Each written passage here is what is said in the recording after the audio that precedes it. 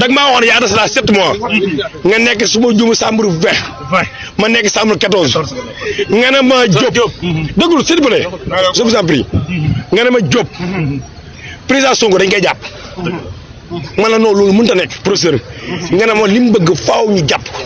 suñ ko jàppul du réussir loolu nag yéen patriote ku ma ko wax ñoom ñi dof ñi ku ma ko wax ngeen ne non loolu mënut a nekk mais dañ koy jàpp te dara du xew waaye boobu nag suñu borom ci lay jaare ay mbirum taal ko nga ne ma man su ma doonoon yéen Ousmane Sonko day xaar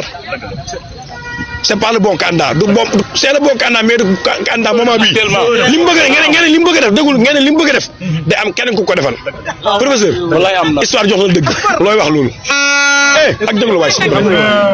dafa am li nga xam ne dafa leer yàlla bi muy doxale musta sopp alxuraan dafa ne lan tajid fi sunnatillahi tabdila gaay li muy wax moo am solo li muy wax moo am solo li ngeen wax amul solo de yàlla buy defar dafa am ay signe yi nga xam ne dañ koy wan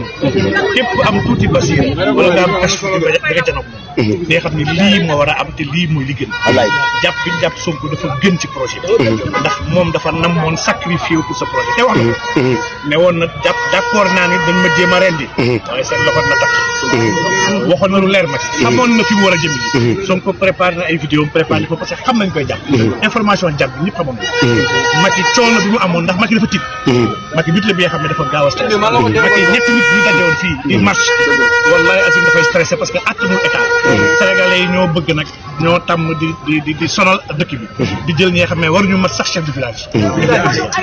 Macky dans un pays sérieux woon na chef de village mais léegi amul compétence bi amul kar bi waaye jàpp bi ñu jàpp Sonko nag ñun moom mooy joxe yàqin ñu xam ne am na ndam di nga fi ñu nekk nii am nga ndam de wallahi Azim soo déglu